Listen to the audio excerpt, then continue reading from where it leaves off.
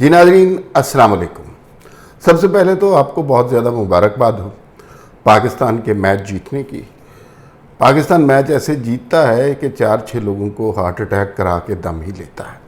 آج بھی میچ جس نہج تک پہنچ گیا، کچھ سمجھ نہیں آ رہی تھی آخری لمحات میں کہ انگلینڈ کا پلڑا بھاری ہے یا پاکستان کا پلڑا بھاری ہے، لیکن اب حارث رؤوف کی بولنگ نے کمال ہی کر دیا۔ محمد حسنین ینگ بالر ہیں، انہوں نے کچھ غلطیاں کی، لیکن یوں لگا اس موقع پہ کہ میچ ہمارے ہاتھ سے نکل گیا ہے۔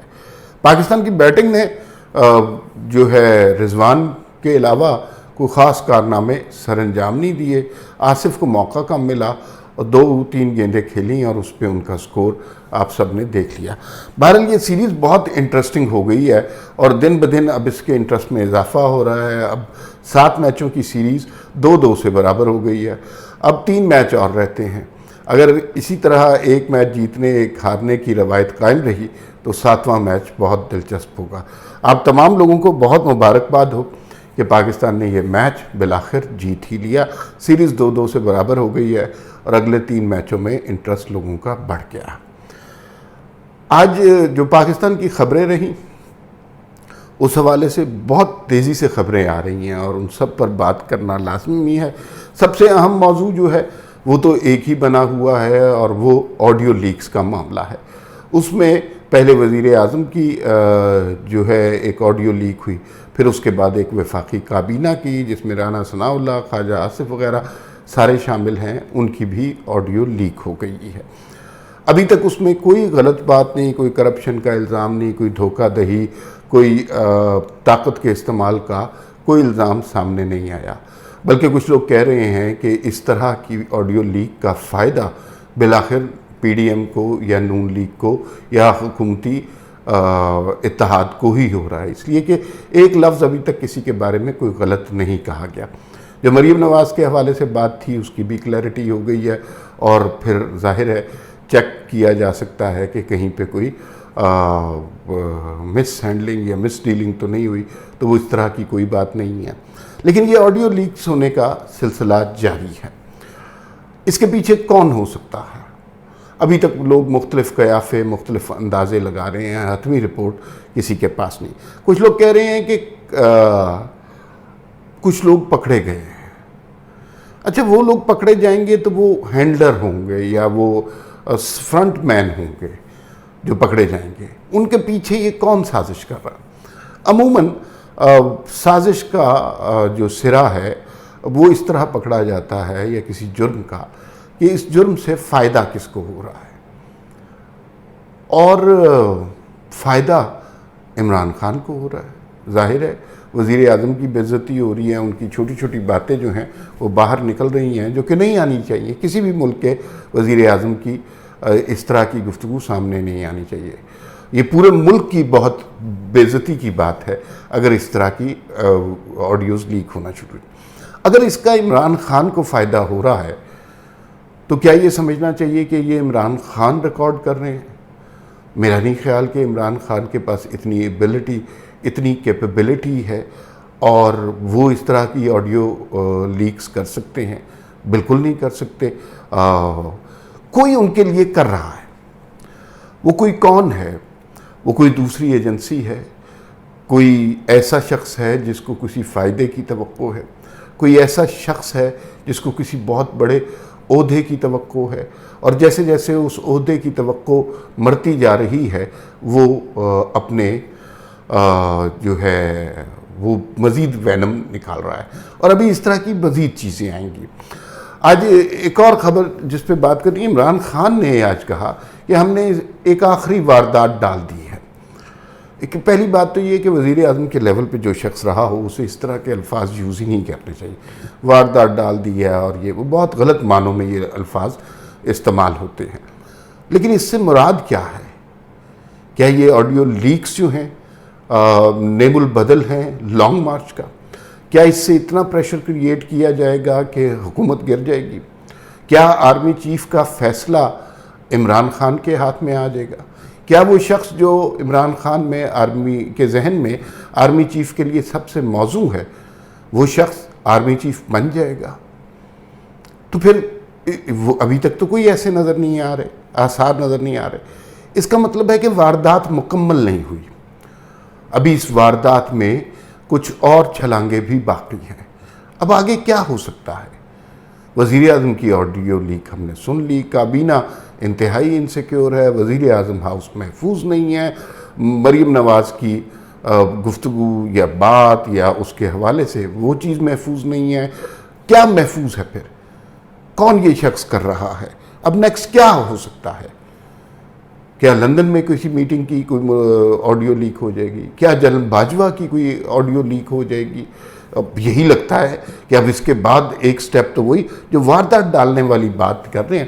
وہ کسی نے لکھا بھی تھا ٹویٹر پہ کہ ہمیں تو اسٹیبلشمنٹ یا جنرل باجوہ پہلے کہتے تھے اسحاق ڈار کی وجہ سے ملک کی اکانومی خراب ہوئی ہے، تو اب چینج آف مائنڈ ہے.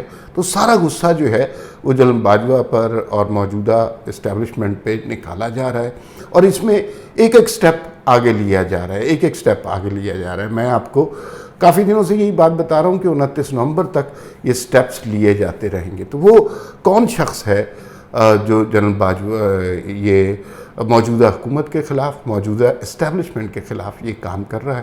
اس سوال کو سوچیں گے. اس ویلاگ میں مزید اس پہ بات کریں گے. مفتاح اسماعیل صاحب نے استعفیٰ دے دیا ہے. لندن میں جو ملاقات کا اعلامیہ جاری کیا گیا وہ شہباز شریف و نواز شریف کی ملاقات تھی. سلمان شہباز کے دفتر میں یہ ملاقات ہوئی اور وہاں پر انہوں نے مفتاح اسماعیل نے اپنا استعفیٰ دے دیا. انہوں نے کہا وزارت آپ کی امانت تھی یا آپ کے حوالے ہے، جس پر انہیں شاباش بھی دی گئی کہ انہوں نے بڑے مشکل حالات میں چیلنج قبول کیا. اسحاق ڈار صاحب نے لیٹ آنا تھا، اسحاق ڈار صاحب اب جلدی آ رہے ہیں، وزیر اعظم کے طیارے میں ہوں گے. منگل کو وہ حلف لینے کی کوشش کریں گے اگر پاکستان میں مزید کوئی واردات نہ ڈال دی گئی، جس کے بہت زیادہ امکانات موجود ہیں. اور آخر میں آج ہم نے بات کرنی ہے کہ مریم اورنگزیب وفاقی وزیر اطلاعات وہ لندن میں ایک کسی کافی شاپ میں کافی لینے گئی، اور وہاں پہ تحریک انصاف والوں کا وہی ایک ریگولر کلب ہے جو پتہ نہیں کرائے کے لوگ ہیں یا کیا ہیں، وہ 10-12 لوگ جمع ہو گئے اور انہوں نے مریم اورنگزیب کے ساتھ بہت زیادہ بدتمیزی کی. ان کو برے برے لفظوں سے ہی پکارا، ان کے بیگ کے حوالے سے ان کے اوپر شاؤٹ کیا، اور گالی بھی دی گئی، ان کو ہراس بھی کیا گیا. لیکن hats of two Maryam Aurangzeb, وہ اس سارے معاملے میں بالکل خاموش رہیں اور اسمائل کے ساتھ ان کا جواب دیتی رہیں، اور کسی طرح کی انہوں نے شاؤٹنگ نہیں کی، پولیس کو نہیں بلایا، اس طرح کے کارنامے نہیں کیے، جس سے یہ پتہ چلتا ہے کہ وہ بڑے کنٹرول میں رہنے والی خاتون ہیں. پھر جب انہیں ایک خاتون کے ساتھ بات کرنے کا موقع ملا تو انتہائی تسلی کے ساتھ انہوں نے وہ بات سمجھائی انہیں، اور بات سمجھانے کی کوشش کی. سمجھ کسی کو وہاں پر کیا ہونی ہے، یہ پیڈ قسم کے لوگ ہیں اور ان کو کیا بات سمجھ آنی ہے. تو اس پہ لیکن مریم اورنگزیب کا تحمل جو ہے وہ جیت گیا اور ان شر پسندوں کا شر ہار گیا. میں بہت زیادہ لائق تحسین ہے مریم اورنگزیب کا آج کا رویہ، اور انہیں یقیناً سمجھنا چاہیے کہ انہوں نے نہ صرف اپنی پارٹی کی روایت کو قائم رکھا ہے بلکہ ایک عورت کی شناخت کو بھی برقرار رکھا ہے. اور جس طرح کے شرپسند وہ وہاں پہ چاہتے تھے، کوئی گالم گلوچ ہو، کوئی پولیس کو بلایا جائے، کوئی جوابی حملہ کیا جائے، اس طرح کی حرکت کی جائے، لیکن مریم اورنگزیب نے بالکل ایسا نہیں کیا. سب سے پہلے اسی ایشو پر بات کرتے ہیں. دیکھیے، پاکستان میں بہت سے لوگ اس وقت ایسے ہیں جو بہت خوش ہوں گے اس واقعے کو دیکھ کے اور کہہ رہے ہوں گے کمال ہی کر دیا، چور ڈاکوؤں کو اس طرح ذلیل و رسوا کر دیا، لندن میں بھی یہ ذلیل ہو گئے. وہ جو والدین ہوں گے یا بچے ہوں گے انہیں بالکل اندازہ نہیں ہے کہ ہمارا سماج ہمیں اجازت نہیں دیتا کسی خاتون سے اس طرح گفتگو کرنے کو، اور ایک تنہا خاتون کے اوپر ایک شرپسندوں کا پورا حلہ اگر بول دیا جائے تو وہ تو بالکل انتہائی بے معنی سی بات ہے. انہیں یہ بھی نہیں اندازہ ہوتا کہ جس ذہنی تربیت سے یہ گزر رہے ہیں وہ لوگ، کل ان کے بچے انہی کے خلاف نعرے لگائیں گے، انہی کی تذلیل کریں گے، انہی کی تضحیک کریں گے اور لوگوں سے درخواست کریں گے کہ وہ اس پر تالیاں بجائیں، کیونکہ نفرت کا جو غبار ان لوگوں کے ذہنوں میں بھر دیا گیا ہے، نفرت کا جو زہر ان لوگوں کے ذہن میں اتر گیا ہے، یہ حکومتیں چلی جائیں گی، حکومتیں نئی آ جائیں گی، سیاستدان رہیں گے نہیں رہیں گے، لیکن ان لوگوں کے ذہنوں میں یہ نفرت رہے گی، اور اس کے نکاس کے لیے یہ مختلف طریقے اپناتے رہیں گے۔ کبھی یہ کسی پولیس والے کو تھپڑ مار دیں گے، کبھی کسی اونچی گاڑی والے کا شیشہ توڑ دیں گے، کبھی کسی بلڈنگ کے اوپر پتھراؤ کر دیں گے، اس لیے کہ ان کے اندر ایک نفرت سما دی گئی ہے، اور اس نفرت کو سمانے کے لیے اس سارے سماج کو تاراج کرنے کا سہرا عمران خان صاحب کے سر جاتا ہے۔ انہوں نے اور اس الیکٹرانک میڈیا نے گزشتہ 5-6 سال میں لوگوں کو صرف نفرت کا سبق دیا ہے، محبت کا سبق نہیں دیا، اور ہمارے سماج کا، ہمارے معاشرے کا، ہماری اخلاقیات کا یہ درس نہیں ہے۔ ہم وہ لوگ ہیں جو بنیادی طور پر بزرگوں کا احترام کرتے ہیں، جو خواتین کا احترام کرتے ہیں، جو اکیلی خاتون کو دیکھ کر ان پر اس طرح شرپسندوں کی طرح حملہ نہیں کر دیتے۔ یہ ہماری سماجی روایت ہے۔ ہم لوگ کسی شخص کو بلا وجہ گالی نہیں دیتے، ہم لوگ کسی شخص سے بدتمیزی کرنے کو اپنی عظمت نہیں سمجھتے، ہم دلیل کے جواب میں بہتان کو اچھی بات نہیں سمجھتے۔ لیکن یہ پہلے زمانے کی بات تھی، یہ پہلے اس زمانے کی بات تھی جب عمران خان سیاست میں اس شدت کے ساتھ ڈر کر نہیں آئے تھے۔ اب زمانہ بدل چکا ہے، اب یہ عمران خان کا عطا کیا ہوا سماج ہے۔ اب اس میں جن والدین جو ان کے اس کارنامے پر خوش ہو رہے ہیں اور تالیاں بجا رہے ہیں، انہیں اس بات کے لیے تیار رہنا چاہیے، یہ آپ کا بھی گریبان پکڑیں گے، یہ چور چور کا نعرہ آپ کے خلاف بھی لگائیں گے، یہ آپ کو بھی سڑکوں پر گھسیٹنے کا وعدہ کریں گے، یہ آپ کی بھی ویڈیوز بنا کر ریلیز کریں گے، یہ آپ کے منہ پر تھپڑ ماریں گے اور پھر تالیاں بجائیں گے اور پھر جشن منائیں گے اور اس کے اوپر ڈانس کریں گے اور اس کے اوپر لاؤڈ میوزک لگا کر چلیں گے۔ اگر آپ اس سارے رویے کو اپریشیٹ کر رہے ہیں، اس سارے رویے کی تحسین کر رہے ہیں، اس سارے رویے کو داد دے رہے ہیں، تو پھر مقافات عمل تاریخ کا فیصلہ ہے، یہ ہوتا ہی ہے۔ تو آپ کو بھی اپنے طور پر تیار رہنا چاہیے کہ آنے والا وقت آپ کو کس طرح دیکھے گا۔ لندن میں جو بہت سے پاکستانی ہیں، کچھ بہت ویل آف ہیں، کچھ بہت ویل آف نہیں ہیں، کچھ ایسے ہیں جعلی ویزوں پر گئے ہیں، کچھ غیر قانونی طور پر وہاں رہ رہے ہیں، کچھ جو ہیں سوشل سیکیورٹی پر وہاں رہ رہے ہیں، اور انہیں چند پاؤنڈز کے لیے ان سے اس طرح کے کام کروانا کوئی زیادہ مشکل نہیں ہے۔ انہیں پولیس پکڑ کے لے جاتی ہے، پولیس کو پتہ ہوتا ہے یہ دنگا فساد کرتے ہیں، وہ ایک آدھ دن بعد چھوڑ دیتے ہیں انہیں۔ لیکن اس سارے واقعے سے آپ نے پاکستان کو کیا دیا، کیا امیج حاصل کیا پاکستان کے لیے؟ پاکستان کی کتنی عزت آپ نے چھوڑی ہے، پاکستان کو کتنا تذلیل کا منبع بنا دیا ہے کہ ایک خاتون وزیر کوئی غلط کام نہیں کر رہی، وہ کسی کو گالی نہیں دے رہی، کوئی تقریر نہیں کر رہی، کوئی سیاست پہ بات نہیں کر رہی، صرف ایک کپ کافی کا لے رہی ہے، اور اس کے ساتھ یہ رویہ رکھا ہے گیا۔ اگر یہ رویہ کسی خلیج کے ملک میں ہوتا تو ان لوگوں کو اٹھا کر اس ملک سے باہر پھینک دیا جاتا۔ آپ نے دیکھا جو پاکستان افغانستان میچ کے بعد افغانیوں نے کیا تھا پاکستانیوں کے ساتھ بدتمیزی، سارے ڈیپورٹ کر دیے گئے۔ اب ان لوگوں کے نام بھی لسٹوں میں آ گئے ہوں گے، اوباش لوگوں کی، اور ان کو بھی ہر جرم پر پکارا جائے گا اور پھر ان کی بھی تذلیل کی جائے گی۔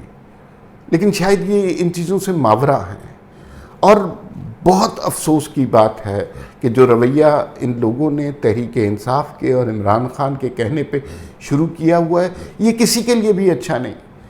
یہ چور ڈاکو کا نعرہ لگانا کل کو جب عمران خان توشہ خانہ میں پکڑے جائے گا یا جب فارن فنڈنگ میں پکڑا جائے گا، کیا یہ عمران خان کا گریبان پکڑیں گے؟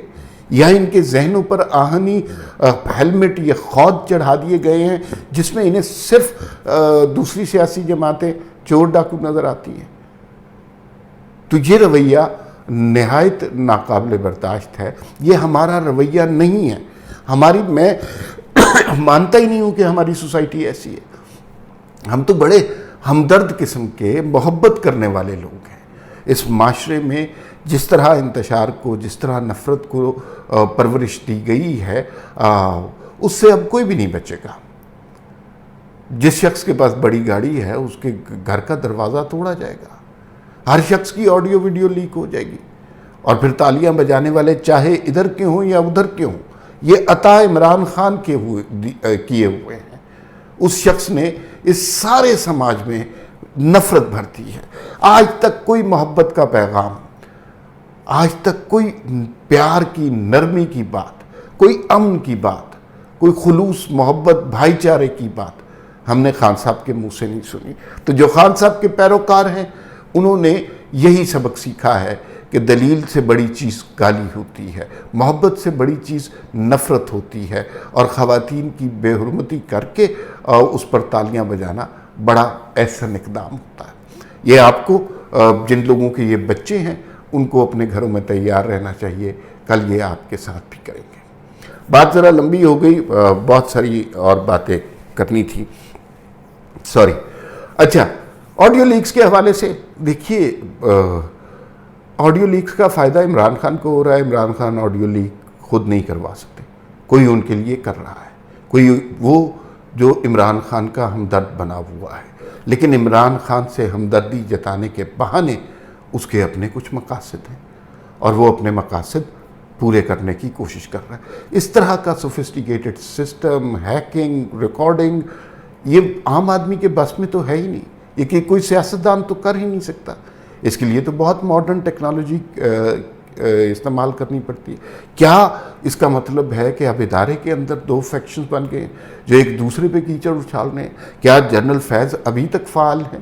کیا جنرل فیض بہاولپور ٹرانسفر ہونے کے بعد اب بھی کڑیاں ہلا رہے ہیں؟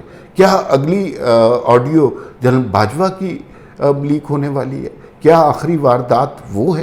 یہ بہت سارے سوال ہیں جس کا ہمیں جواب دینا ہے، لیکن لوگ آہستہ آہستہ جب بہت تسلسل سے یہ واقعات ہونے لگ جائیں تو لوگ آہستہ آہستہ نڈر ہو جاتے ہیں، بے خوف ہو جاتے ہیں، ان چیزوں سے ڈرنا چھوڑ دیتے ہیں۔ ایک تو شہباز شریف صاحب کو اس سلسلے میں فل انکوائری کرنی چاہیے، جو شخص بھی ہے، چاہے وہ جنرل فیض ہیں، اس شخص کے خلاف تادیبی کارروائی کرنی چاہیے، کیونکہ اس معاملے کو اس طرح نہیں چھوڑا جا سکتا۔ یہ پورے ملک کی عزت کا مسئلہ ہے اور پورے ملک کے ناموس کا مسئلہ ہے۔ اس طرح اگر ہوتا رہا تو کل کو کچھ بھی ہو سکتا ہے، کوئی بھی چیز سامنے آ سکتی ہے۔ تو اس کو بہت اسٹرکٹلی لینا چاہیے، فوج کو بھی اپنے انسٹیٹیوشن کو دیکھنا چاہیے۔ اگر یہ کارروائی ان کی طرف سے ان ہاؤس کسی سیکشن سے ہو رہی ہے تو اس کے بارے میں بھی انہیں فوری طور پہ کارروائی کرنی چاہیے۔ اور لوگ یہ کہیں گے، لوگ وہ کہیں گے، اب وہ وقت گزر چکا ہے، اب حالات بہت خراب ہو چکے ہیں۔ اب تو خان صاحب وارداتیں ڈالنے کی بات کر رہے ہیں، وہ واردات کیا ہو سکتی ہے؟ جو بھی ہے، مجھے نہیں پتا وہ کس کے خلاف ہے، مجھے نہیں پتا وہ کس کی آڈیو لیک کرنے والے ہیں، لیکن مجھے یہ پورا یقین ہے کہ وہ جو نیکسٹ واردات ڈالیں گے اس سے نقصان پاکستان کا اور پاکستانیوں کا ہوگا۔ بے شک جنرل باجوہ کی ویڈیو لیک کر دیتے ہیں، لیکن اس کا نقصان تو پاکستان کو ہوگا۔ تو اب میرے خیال میں تمام لوگوں کو بیٹھ کر سر جوڑ کر کچھ فیصلے کرنے چاہیے۔ وہ لوگ جو اس ملک کے ناموس کے خلاف کے پیچھے پڑے ہوئے ہیں ان کو کسی بھی طرح سے روکنا چاہیے۔ اور یہ جو اس طرح کی چیزیں ہیں ان کا کھرا مل جاتا ہے، یہ جو ٹیکنالوجی ہے یہ خود اپنا پتہ دیتی ہے، تو یقیناً اس بات کو فائنڈ کر لیا جائے گا کہ اس کے پیچھے کون ہے، کس طرح یہ ہوا ہے۔ اور کہا جا رہا ہے کہ کچھ لوگوں کو پکڑ بھی لیا گیا ہے اور ان کے ذریعے اصل میں ان کے ہینڈلرز کا پتہ چلایا جا رہا ہے، جو کہ بہت خوش آئند بات ہے، ضرور پتہ چلنا چاہیے اور ایسے لوگوں کو سخت سزا دینی چاہیے۔ آخری بات، اسحاق ڈار صاحب واپس آ رہے ہیں۔ مفتاح اسماعیل نے استعفیٰ دے دیا ہے اور وہ اسحاق ڈار صاحب کی اپروول جو مرضی کہتے رہے نواز شریف کے ہاں سے ہوئی ہے۔ مفتاح اسماعیل نے اپنا جو استعفیٰ ہے وہ نواز شریف کو ہی پیش کیا ہے اور کہا ہے جی کہ وزارت میرے پاس امانت تھی۔ ان کے کام کی تعریف بھی ہوئی اور مفتاح نے مشکل حالات میں ملک کو سہارا بھی دیا اور بڑے مشکل فیصلے کیے، جس کا مفتاح کی ذات پر بہت اثر پڑا۔ گالم گلوچ مفتاح کے ساتھ زیادہ ہوئی ہے۔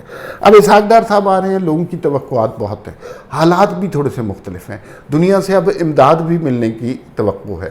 IMF کا وہ جو تکلیف دہ معاہدہ وہ مفتاح اسماعیل کر چکے ہیں. اب سچویشن آسان ہوگی. اور اگر اب اسحاق ڈار صاحب لوگوں کے لیے سہولت کریٹ نہیں کرتے تو پھر معاملات بہت خراب ہو جائیں گے. ان کے پاس کوئی پلان ہونا چاہیے, کوئی ایسا پلان. میں تو اکانومی کا بالکل ایکسپرٹ نہیں اپنے آپ کو سمجھتا. کوئی ایسا پلان کہ جس سے لوگوں کے دل راضی ہوں, دکھے ہوئے دل جو ہیں ان کو خوش کریں. 3 مہینے کے لیے بجلی کا بل نہ لیں پاکستان میں, یا پیٹرول کی قیمت 100 روپے سے کم کر دیں, یا پھر موٹر سائیکل والوں کو مفت پیٹرول دے دیں, یا پھر بجلی کے جو ڈالر کی قیمت اتنی کم ہو جائے کہ پاکستانیوں کو بہت زیادہ فائدہ ہونے لگے, روپے کی قدر بہت زیادہ بڑھ جائے, مہنگائی کے اوپر کریک ڈاؤن کرے, آٹے کی قیمت کو کنٹرول کرے اور کسانوں کا ساتھ دیں. اور اس طرح کی بہت ساری چیزیں اسحاق ڈار صاحب کے کرنے کے لیے ہیں. اسحاق ڈار صاحب کا آنا مشکل کام تھا, لیکن کچھ فیصلے ہو گئے ہیں اب, اس کے بعد وہ آ رہے ہیں. اور وہ لوگ جو کہتے تھے کہ جنرل باجوہ نے انہیں کہا تھا کہ اسحاق ڈار کی وجہ سے مشکلات کا پڑا ہے وقت پاکستان پر. دیکھیے وہ اس زمانے میں تو بہت کچھ کہا گیا تھا کہ نواز شریف سب سے بڑا چور ہے, جس کے خلاف ایک پائی بھی پروو نہیں ہوئی کبھی, جس کو اقامے کی بیس پر آپ نے وزارت سے الگ کر دیا. تو وہ شخص جو ہے اس کے بھی در پر لوگ بیٹھے ہوتے ہیں اور معاملات طے کرنے کی کوشش کر رہے ہوتے ہیں. وہ ایک دور تاریخ تھا عمران خان صاحب کا, اور وہ جس طرح لائے گئے جیسے لائے گئے اس کی تاریخ تو بہت پرانی ہے. اس وقت یقیناً بہت کچھ کہا ہوگا, لیکن وہ وقت گزر چکا ہے. عمران خان صاحب پہلے ایک فینٹیسی تھے اور پھر وہ ایک بھیانک خواب کی تعبیر بن کر پاکستان پر اترے ہیں. وہ وقت گزر گیا ہے. اب لوگوں کو سمجھنا چاہیے یہ نیا وقت ہے, نیا زمانہ ہے, اور ایک نئی حکومت ہے جس نے اگست 23 میں الیکشن کرانے ہیں اور 29 نومبر سے پہلے نئے آرمی چیف کا فیصلہ کرنا ہے. اس وقت سے پہلے عمران خان صاحب بہت وارداتیں ڈالیں گے, لیکن اب انہیں تگڑے ہو کر رہنا ہے. اگر اس سٹیج پر انہوں نے کسی بھی جگہ ذرا کمزوری دکھائی تو وہ اتنا شر پسند گروہ ہے کہ وہ ان کے ذہنوں پر سوشل میڈیا کے ذریعے قبضہ کر لے گا. آپ نے دیکھا ہے کہ عمران خان کی طاقت سوشل میڈیا اور پیڈ سوشل میڈیا ہے. وہ اس سے کچھ بھی کروا سکتے ہیں. پاکستان کی تاریخ میں کبھی کسی نے سوچا تھا کہ جنرل باجوہ کے خلاف ٹاپ ٹرینڈ چلیں گے اور کئی دنوں تک چلیں گے؟ کوئی ٹی وی پر آ کر یہ کہے گا کہ یہ جانور ہیں, غدار ہیں, میر جعفر ہیں, میر صادق ہیں, اور یہ جو ہے شیروں کی فوج کا لیڈر جو ہے وہ گیدڑ ہے؟ اس طرح کی باتیں نہیں. تو سوشل میڈیا نے بہت زیادہ عمران خان کو طاقت دی ہے. میں سوشل میڈیا پہ کریک ڈاؤن کی بات نہیں کر رہا, لیکن کسی نہ کسی سٹیج پر ریاست کے خلاف ہونے والی اس دشمنی کو کہیں نہ کہیں ہمیں روکنا ہے. عمران خان کو بھی روکنا ہے. عمران خان کے پیچھے چھپی قوتیں جو اپنے مفاد کے لیے اس ملک کو برباد کر رہی ہیں انہیں بھی روکنا ہے. فی الوقت کے لیے اتنا ہی, پھر ملاقات ہوگی. اللہ حافظ.